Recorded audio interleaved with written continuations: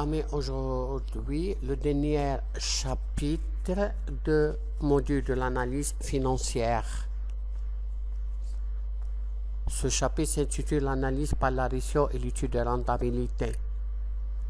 On va définir qu'est-ce que c'est les ratios. On va analyser par les ratios les fondements de la ratio par les ratios. La situation économique et financière d'une entreprise à un moment donné est la résultante de plusieurs facteurs qui interagissent. Premièrement, des facteurs financiers. Par exemple, le niveau des fonds de roulement, niveau des coûts d'endettement, coûts sur le marché financier, dividendes, etc. Deuxième type de facteurs, les facteurs économiques, chiffre d'affaires, structure des coûts de production, importance relative des différents types d'immobilisation, amortissement, fiscalité, etc. Dernier facteur, les facteurs organisation humaine, type de structure, qualité de management, productivité de travail, etc. Les interactions entre ces facteurs débouchent sur des résultats que l'on retrouve synthétisés en comptabilité, mais les données comptables sont des valeurs absolues difficilement exploitables et souvent inappropriées pour les analyses comparatives. Le suivi sur plusieurs exercices des valeurs absolues de certains indicateurs peut être complété par un autre type d'analyse plus pertinente qui consiste à relativiser ces mêmes valeurs en les ramenant à des critères de base propices. L'analyse sera capable de mieux jauger et juger des mesures plus significatives dans l'espace et dans le temps. Toutefois, cette simplicité et ses intérêts pratiques ne doivent pas masquer quelques limites. Ces limites les plus importantes sont l'information comptable non corrigée peut être à l'origine de calculs de ratios baisés, les limites du contenu informationnel de quelques ratios. On va maintenant entamer les différentes classifications des ratios, ça veut dire les typologies des ratios. La méthode des ratios peut être éclairée, l'analyse sur la structure financière, les contraintes de la gestion, le niveau de la liquidité, l'efficacité productive et la séquence de la rentabilité d'exploitation économique ou financière. Le tableau ci-après se propose de synthétiser par des catégories les principaux ratios utilisés ainsi que leur signification. Les ratios, premièrement, les ratios du succès de l'actif. L'objectif, c'est analyser les moyens mis à la disposition de l'entreprise. Premier ratio de ce type, immobilisation sur actif total. Il traduit l'importance des immobilisations nécessaires pour la production et les plus importantes dans les entreprises industrielles immobilières. Deuxième ratio de ce type, stock sur actif total. Le niveau dépend aussi de l'activité. Le stockage est par exemple important dans la distribution et dans le bâtiment. Troisième ratio de ce type, type de participation sur actif total, montre l'importance et la qualité des liaisons financières. Quatrième ratio de ce type, amortissement cumulé sur immobilisation industrielle brute, permet de se faire une idée sur l'état de viscosité de l'appareil industriel de l'entreprise. Deuxième catégorie de ratios, les ratios de structure de passif. L'objectif, c'est analyser l'autonomie et la stabilité financière. Premier ratio de ce type, financement permanent sur passif total, exprime la stabilité financière par l'importance relative des ressources durables par rapport à l'ensemble des ressources disponibles. Deuxième ratio de ce type, c'est des total sur passif total, précise le niveau d'endettement total et donc le degré d'autonomie financière. On peut substituer le ratio capitaux propres sur le passif total. Dernier ratio de ce type, c'est dette à plus d'un an sur le capitaux propre. On montre le niveau d'endettement à terme et donc la capacité d'emprunt supplémentaire. On peut le substituer par les dettes à plus d'un an sur le financement permanent. Troisième classification de ce ratio, c'est la ratio de liquidité. L'objectif, c'est analyser la possibilité d'honorer les dettes à court terme. Les ratios sont les suivants. Actifs circulant sur les dettes à court terme exprime l'état de la liquidité générale. C'est une autre présentation du fonds de roulement par le bas du bilan, comme on a vu dans le dernier vidéo. Deuxième ratio de ce type, c'est actifs circulants moins stock sur les dettes à court terme. C'est la liquidité restreinte qui traduit mieux la possibilité de monnayer les actifs à court terme en ignorant les stocks. Comme vous savez, les stocks sont difficilement mobilisables. Troisième ratio de ce type, c'est disponibilité sur les dettes à court terme. Il mesure la liquidité immédiate par rapport aux dettes à court terme. C'est aussi le meilleur indice de la capacité à honorer les dettes à échéance imminente. Quatrième classification des ratios, c'est les ratios de gestion et les ratios de rotation. L'objectif, c'est analyser l'efficacité d'utilisation des actifs et la qualité des rapports commerciaux.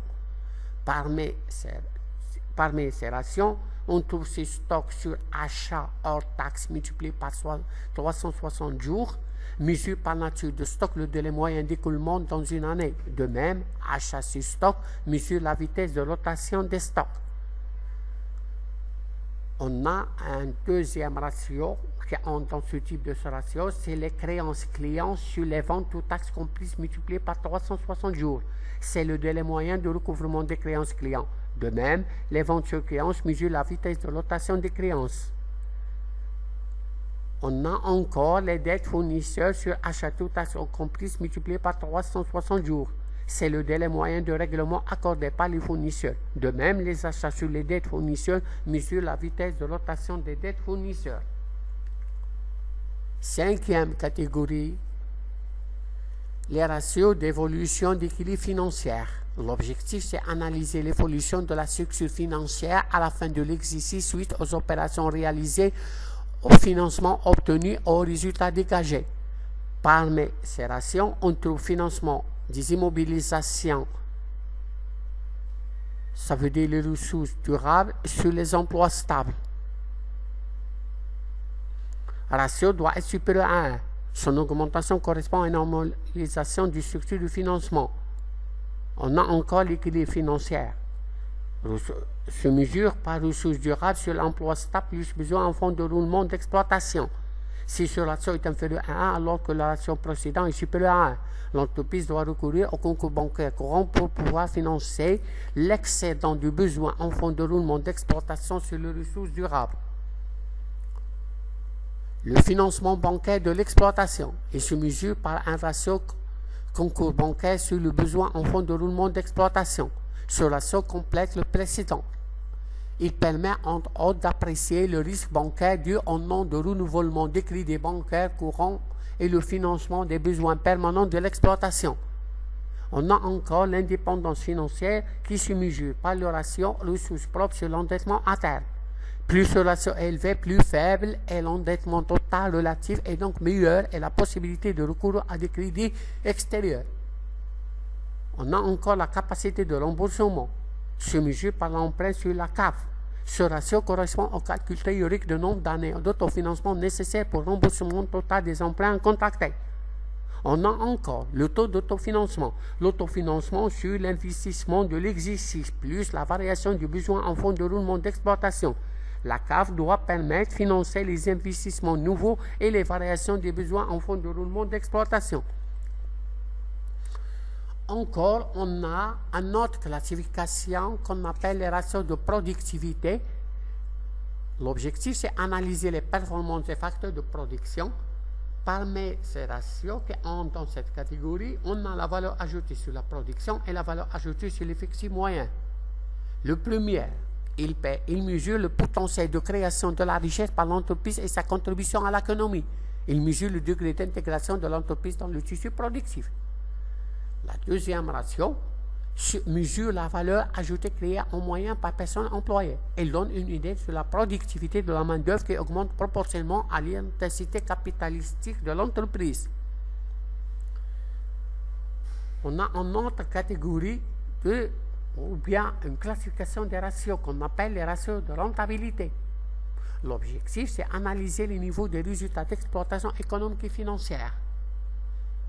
Il y a des ratios qui entrent, parmi lesquels on trouve l'excédent brut d'exploitation chiffre d'affaires hors taxe, traduit la rentabilité d'exploitation. C'est le niveau de résultat à certaines prises en compte de la politique financière, de la fiscalité, les opérations non courantes. On peut et le substituer par le ratio résultat d'exportation sur chiffre d'affaires hors taxe. On a encore l'excédent brut d'exportation sur actifs économiques, c'est la rentabilité économique de l'entreprise que l'on peut décomposer en l'excédent brut d'exportation sur chiffre d'affaires hors taxe multiplié par chiffre d'affaires hors taxe sur l'actif économique, ce qui veut dire que la rentabilité économique dépend à la fois de la rentabilité d'exportation et de la rotation de l'actif économique. Encore, on a un autre ratio qui entre dans cette catégorie, c'est le résultat net sur le capitaux propre. C'est la rentabilité financière, comme vous savez, dans le dernier vidéo. C'est la rentabilité financière qui intéresse le plus les actionnaires. Ce ratio peut à son tour décomposer. Ça veut dire que la rentabilité financière est fonction de la politique commerciale de l'entreprise, de la rotation des actifs et de la structure financière de l'entreprise. La décomposition des ratios R23 et R24, ça veut dire les deux dernières, montre que deux ou plusieurs entreprises peuvent avoir des résultats économiques ou financiers identiques, mais des origines différentes. La méthode des ratios permet d'analyser les informations consignées par le bilan ou le CPC, en mettant en lumière quelques grandeurs caractéristiques, en apportant un éclairage sur un point particulier de l'activité. Des ratios permettent entre autres de vérifier que les ordres de grandeur sont respectés ainsi que l'évolution sur plusieurs années, observer toute incohérence dans l'information des résultats de l'entreprise, comparer les performances des différentes entreprises des mêmes secteurs d'activité. Cependant, l'analyse par les ratios ne doit pas se limiter à l'observation des ratios pris individuellement ou d'une même catégorie. On ne doit pas perdre de vue des interactions possibles entre les divers ratios. De même, l'analyse financière dans ses investigations doit rester vigilante en reconnaissant les limites de l'outil. L'utilisation des ratios ne doit pas être synthétisée et retenue comme seule mesure possible de la santé d'une entreprise. L'analyse de la rentabilité s'effectue en comparant le résultat obtenu et les moyens mis en œuvre pour obtenir ce résultat. Enfin, il ne faut pas confondre la marge et la rentabilité. La marge est le rapport des résultats au chiffre d'affaires et la rentabilité est le rapport des résultats aux moyens utilisés. Alors, attention. Maintenant, on va entamer l'analyse des rentabilités. L'analyse de l'activité d'une entreprise est basée sur les principes simples suivants. Produire ou vendre nécessite des moyens économiques. Les moyens économiques requièrent des moyens financiers. Tous ces moyens permettent d'atteindre un niveau d'activité. Ce niveau d'activité permet de dégager des résultats. Ces résultats s'apprécient par rapport à ces moyens à travers la rentabilité d'exploitation, le résultat économique, la rentabilité financière. Comme vous savez, la rentabilité d'exploitation, c'est le taux de marge, je mesure par résultat sur activité. La rentabilité économique, c'est résultat sur moyen économique. La rentabilité financière, c'est résultat sur moyen financier. On va maintenant expliquer ce que c'est la rentabilité d'exploitation. Le taux de la marge d'exploitation exprime la marge dégagée à partir d'un chiffre d'affaires. Elle est la conséquence de la politique de prix et du niveau des coûts qui dépend à son tour de la position de l'entreprise par rapport au seuil de rentabilité. Pour un produit donné, la différence entre son prix de vente et ses coûts variables unitaires constitue la marge sur le coût variable. Soit que la quantité de biens à vendre qui permet de couvrir le coût fixe avec la marge sur le coût variable, Q est tel que Q multiplié par le prix de vente moins le coût de vente est égal à frais fixes. Au-delà de cette quantité ou du chiffre d'affaires, l'activité de l'entreprise devient bénéficiaire. Voici comment on détermine le seuil de rentabilité qu'on va voir, que vous avez voyé, qu'on va voir dans l'analyse, dans la comptabilité de gestion, qu'on va l'expliquer le mieux. L'amélioration du seuil de rentabilité passe par la réduction des charges fixes, la diminution des charges variables unitaires ou l'augmentation du prix de vente. Ça veut dire l'amélioration du seuil se passe par trois choses. Bien la réduction des charges fixes, ou bien la diminution des charges variables unitaires, ou l'augmentation du prix de vente. Il faut rappeler que souvent les charges variables ne sont pas strictement proportionnelles au niveau d'activité et que les charges fixes varient par palier d'activité. On va maintenant voir qu'est-ce que c'est le levier d'exportation et justement un outil simple qui mesure la relation entre la variation des ventes et celle du résultat d'exportation. Le coefficient de levier d'exportation mesure la sensibilité du résultat d'exportation à une variation du niveau d'activité, c'est-à-dire l'élasticité du résultat d'exportation à l'activité. Coefficient de levier d'exportation se mesure par la variation du résultat d'exportation sur le résultat d'exportation sur la variation de la quantité sur la quantité qu'on va développer bien sûr dans la comptabilité de gestion. On va maintenant voir qu'est-ce que c'est la rentabilité économique. La rentabilité économique mesure l'efficacité de l'outil économique utilisé par l'entreprise pour son exploitation courante. C'est un point fondamental de l'analyse financière qui tient compte des performances managériales, stratégiques, concurrentielles et du degré d'adéquation des actifs économiques à l'activité de l'entreprise. L'intérêt de la rentabilité économique est de pouvoir isoler les seules performances de l'appareil productif indépendamment des modes de financement retenus par l'entreprise. Le rapport résultat d'exploitation sur l'actif économique mesure ce que rapporte l'outil de production. L'actif économique pourrait être assimilé à la somme des immobilisations d'exploitation et des besoins en fonds de roulement d'exploitation. Ces notions peuvent être élargies en prenant pour actif économique l'ensemble des immobilisations, la totalité des besoins en fonds de roulement et la trésorerie. Dans ce cas, le résultat qui est rapproché à ces actifs économiques est le résultat économique. Il peut être calculé en faisant somme de résultats nets, de l'IS et des charges financières. La rentabilité économique, c'est le résultat économique sur l'actif économique. L'analyse financière devrait répondre à des questions du genre: la capacité de plage installée est-elle suffisante? Existe-t-il des immobilisations peu productives ou inutiles? Le besoin en fonds de roulement est-il bien géré? On va maintenant définir qu'est-ce que c'est la rentabilité financière. Alors que la rentabilité économique incarne le point de vue du gestionnaire, la rentabilité financière intéresse avant tout les associés et il mesure la rentabilité des capitaux propres de l'entreprise. La rentabilité financière est égale au rapport entre le résultat net et les capitaux propres. Les principales composantes du résultat net comptable étant des montants mis en distribution, dividendes ou mis en réserve. La rentabilité financière prend en compte des choix de financement de l'entreprise qui se manifestent au bilan par l'existence d'un poste plus ou moins important de dettes financières et au CPC par l'existence des charges financières. La rentabilité financière intéresse surtout les associés. S'il est plus élevé et notamment s'il est supérieur au taux d'intérêt pratiqué sur le marché financier, l'entreprise n'aura pas en principe de grandes difficultés. C'est nécessaire à augmenter les capitaux propres et inversement. Maintenant, on va définir qu'est-ce que c'est le levier financier. L'effet levier financier exprime le taux de rentabilité des capitaux propres en fonction du taux de rentabilité de l'actif économique et du coût de la dette. La relation entre la rentabilité économique et la rentabilité financière est fonction de l'existence des dettes financières génératrices d'intérêt. L'effet de levier peut jouer dans les deux sens. Il peut accroître la rentabilité des capitaux propres par rapport à la rentabilité économique en par rapport de l'effet de levier favorable. Mais il peut aussi, dans certains cas, la minorer.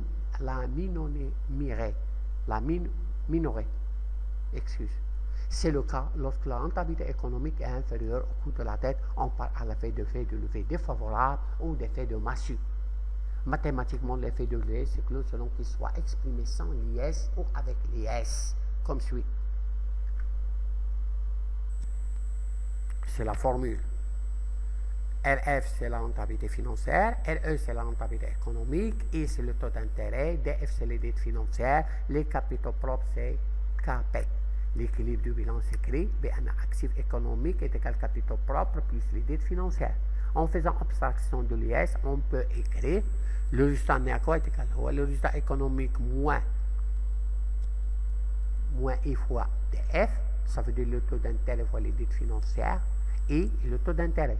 Or, le résultat économique peut être exprimé par rapport à la rentabilité économique. Le résultat économique est égal à E, c'est l'actif d'exploitation, multiplié par RE, la définition de rentabilité économique. Soit, on fait le calcul, on trouve que la rentabilité financière est égale à RE plus RE moins I fois DF sur KP. Cette relation montre que la rentabilité financière est influencée par deux facteurs qui constituent le levier financier. Le différentiel du taux entre la rentabilité économique et le taux d'intérêt. Si cette différence est négative, la rentabilité financière devient inférieure à la rentabilité économique et le levier financier se transforme en effet de massue. Le rapport entre les dettes financières et les capitaux propres, appelé le bras de levier. En prenant en considération de l'ES, on trouve la formule suivante. RF est égal à RE plus RE moins I fois DF sur KP fois 1 moins T. Cette présentation de la formule rend difficile la mise en évidence de l'effet de levier puisque la rentabilité économique est calculée avant l'IS alors que la rentabilité financière est calculée après l'IS. Il est donc souhaitable d'imputer l'IS sur chacun des résultats de la formule que l'on obtient comme vous le voyez. Remarque, le coût des ressources doit rester inférieur à ce que rapporte ce qu'il finance. Les ressources mobilisées pour l'acquisition de capital économique doivent alors avoir un coût inférieur à son taux de rentabilité.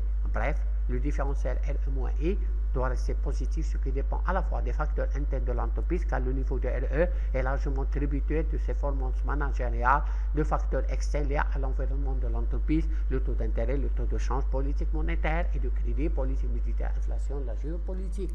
Les entreprises les plus évoluées mobilisent tout un arsenal d'instruments de gestion financière pour limiter les risques liés à certains de ces facteurs. L'entreprise doit atteindre une rentabilité économique dépassant le taux d'intérêt auquel il se finance. Sinon, tout recours à l'endettement se traduit par une détérioration de sa rentabilité financière.